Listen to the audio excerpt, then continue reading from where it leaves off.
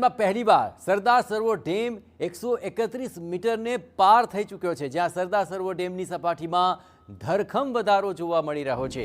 ઉપરવાસમાંથી 44,144 cusec પાણીની આવક નોંધાય છે અને ડેમની સપાટી 131.26 મીટર પર પહોંચી ચૂકી છે। આ નયનરમ્ય નજારો જુઓ। ડેમની મહત્તમ સપાટી 138.68 મીટર છે અને 24 કલાકમાં જળ સપાટીમાં 1 મીટરનો વધારો થઈ ગયો।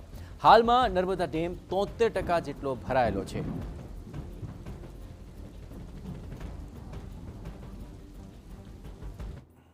મધ્યપ્રદેશમાં પડી રહેલા વરસાદને પગલે નર્મદા ડેમમાં પાણીની આવક થઈ છે। આપ જોઈ રહ્યા છો તે પ્રકારે નર્મદા ડેમના આ કેચમેન્ટ વિસ્તારના દ્રશ્યો છે કે કેચમેન્ટ વિસ્તારમાં અત્યારે નર્મદા ડેમમાં પાણી ભરાઈ ચૂક્યું છે। નર્મદા ડેમમાં અત્યારે 131.31 મીટર જેટલી એની જળ સપાટી પહોંચી છે, એટલે હવે માત્ર નર્મદા ડેમ 7.68 મીટર જેટલો બાકી છે, કારણ કે એની જળ સપાટી મહત્તમ જળ સપાટી 138.68 મીટર છે। એટલે આ જે નર્મદા ડેમની જો વાત કરીએ તો ઓગસ્ટ મહિનાની હવે શરૂઆત થઈ ગઈ છે અને ઓગસ્ટ મહિના બાદ સપ્ટેમ્બર મહિનામાં નર્મદા ડેમ સંપૂર્ણતઃ ભરાતો હોય છે। એટલે હવે નર્મદા ડેમ ભરાવાની તૈયારી તરફ વધી રહ્યો છે, કારણ કે આવનારા સમયમાં જો ચોમાસું નબળું રહે અને પાણીની જરૂરિયાત જો ઉનાળામાં ઊભી થાય તો નર્મદા ડેમ માંથી પાણી સિંચાઈ અને પીવા માટે પૂરું પાડી શકાય છે।